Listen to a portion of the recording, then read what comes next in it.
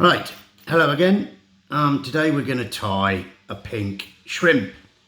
In the vise is a size 12 curved shank style hook, whoops-a-daisy, and I've just put about 10 turns of 0.40 lead on and covered that lead up with the thread. And now I'm going to put some eyes on. Now these eyes are just, I think it's like £15 mono in the colour red, and I've just burnt the ends with a lighter to sort of block the end. Now we're going to tie these on right where the lead ended, and we're going to tie them on, whoops daisy, we're going to tie them on exactly how we tie any kind of dumbbell eye on. So make sure they're nice and level and they're straight, you know, same as the other dumbbell eyes.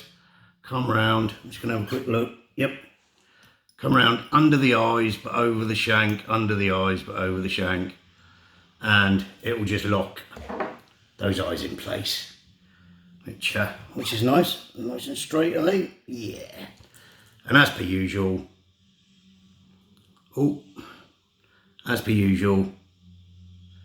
little blob of varnish just to make sure they don't go anywhere. There we go. I think I accidentally put a little bit in there then. Yeah, there's a bit of wax in there. That's annoying. Anyway, get that out. Now we're going to tie in a silver wire. This is just a medium-sized silver wire. And we're going to wax thread and we're going to tie that on, put it up to the eyes, just tie it on my side, come all the way down, and finish at the back where we finish the thread. Right, now I've got a piece of, this is, it's like film plastic, really thin film. It's kind of every colour. Kind of look at it and say what sort of colour is it, but it's oily, and I'm just cutting it down into a nice sort of taper, and this is going to be our shell back. So let's just cut that off. Sorry about doing this off screen again, but do things over the bin. I really should get a bin underneath the jaws of my vise, shouldn't I? Anyway, we're going to tie this in at the back. Just catch it. This stuff can be fiddly, I tell you. I'm going to come up a little bit and tie back. Sometimes it's easier to tie things on the way down. There we go. Once that's tied in, I'll run the thread up to the eye, and I'm going to kind of try and get rid of the couple of steps that we've got here. That's fine. Take my thread back. And now we're going to put on some, this is, the colour's sand shrimp, and it's light bite, or light bright, should I say, sorry. We're going to dub that onto the thread quite loosely and quite thick, because we're going to be brushing this all out. So you want enough on there that you can brush out without running out, if you know what I mean. I always think it's better to put too much on in this case than not enough, because again, you can always brush it out and pull it out, but you can't, obviously, once the fly is finished, you can't put any more back on. So I'm going to come around with a turn, I'm going to tighten, and I'm going to run it up, making sure we're getting that lovely shrimp shape, which, because you've helped shape the lead, you know, when you put the lead on the back and you shaped it and ran the tapers in the front and the back, you don't now have to do so much work because you've already done the hard work. When we get up, we're gonna pull off any that we don't want. So we really don't want to crowd this eye. It's quite easy with these flies to end up crowding the eye, and then you're in a whole world of hurt. Now we're going to pull the film over. I've just got a little bit of light light bright that isn't behaving. Pull the film over, across its back. I hold it with my fingers. I come in with the thread. Oh, I missed it. I'm not, I'm not claiming to be any kind of expert at doing this. I just enjoy doing it, yeah. See, the thread there is jumping to my right. Well, if you spin the bobbin anti-clockwise, when I come up, it should jump. There you go. See, it's jumped over my left finger. Just make things easy for me to catch that in. Now I've caught it, I'm gonna get hold of it. This is where tweezers come in. I mean, I could have cut a longer piece, but yeah, no, this is me we're talking about. I like making things difficult for myself, eh? Especially when I'm trying to do a video. Oh, dearie me. Anyway, wax the thread, come over with a couple of turns, pull the tag back, come over with a couple of turns, sit the fly up so that the thread doesn't fall off, and then we're going to come in and snip any waste off. There we go. Now, if you decide to make this fly, don't be an idiot like I have been and cut yourself a short bit of plastic. I had all that. I could have quite easily cut a longer bit, but hey ho.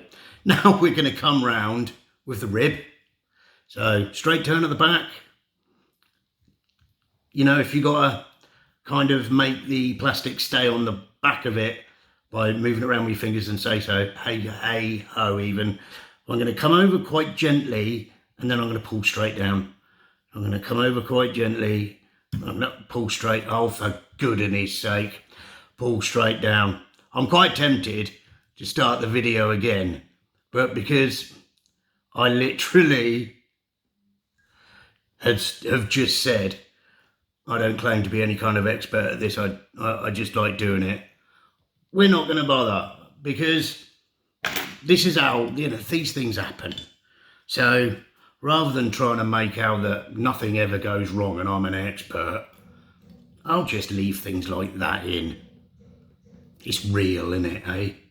Now, we got away with it. Look, the rib's in, everything's tied good. So we got away with it. The trick is not to panic if things like that happen.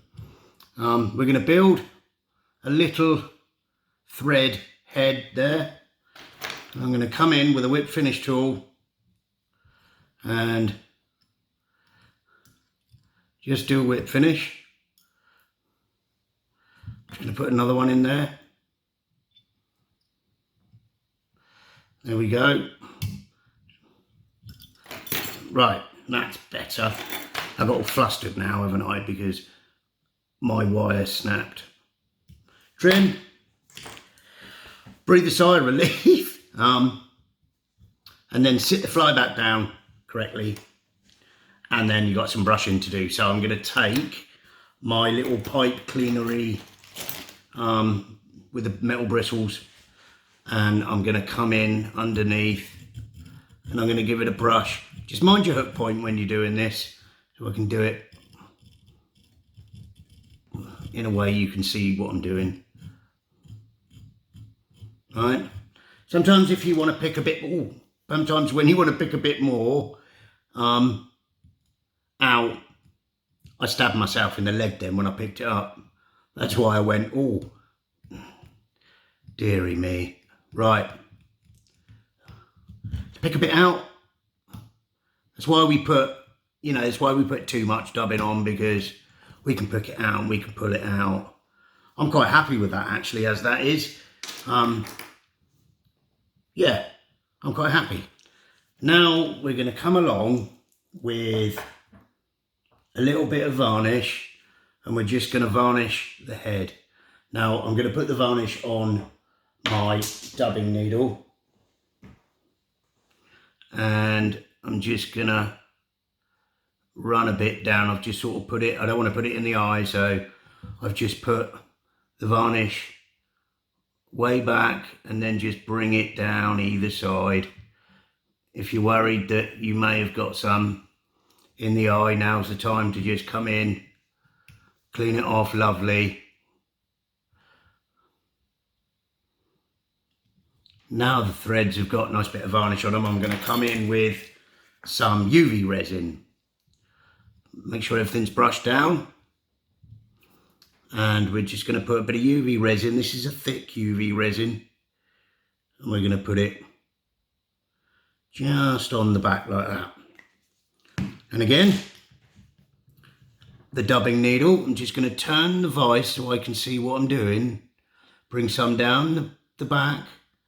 Bring some down the front, making sure that all the while you're keeping it even and keeping it how you want it to look. And when you're happy,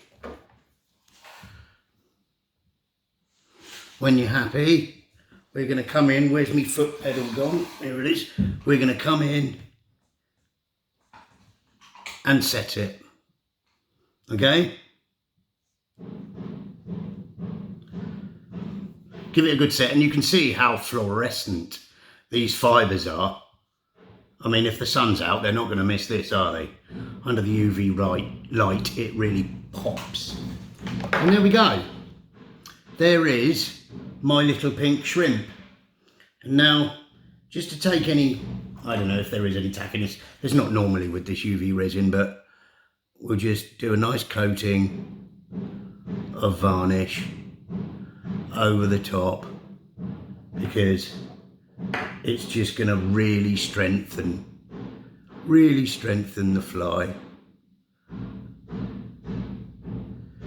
There we go. There is my little pink shrimp. I've caught loads of grayling on this, and I've caught trout on it, as I said, and you know, it's a really good mullet fly, and you can always brush out more leg, take some leg away. You could come in and just taper the legs if you want. You know, it's just how it looks, kind of tapered, and every time I cut something, I'll just give it a little wiggle again with a brush. Really get those legs out. They love this fly fish. It looks edible, doesn't it? You know? Anyway, thanks again. Sorry for the mistakes that I made in this video, snapping me blooming wire and then getting all flustered. And anyway, you know, I work in a tackle shop a couple of days a week. Rover's Tackle in Fareham, Hampshire. Brilliant tackle shop. Anyway, I could be biased in saying that, but I am known as a ham-fisted oaf in the shop. Something's going to get dropped, it'll be me that drops it, you know what I mean? But I can be patient tying these, and I think that's all it takes. You know, there's loads of stresses and woes of life. This, like fishing, not just to me, but to many, I imagine, it gives you something to, you know, get involved in. And it can, I find it, just going to move you out of the way, I dropped something. There you go, look, ham-fisted oaf. I find it very therapeutic, tying. And if it gets a bit tricky, then, you know, just slow down, you'll get there in the end. But anyway, I'm good at waffling, aren't I? I will say thank you again for watching, and please like and subscribe, and we'll see you on the next one.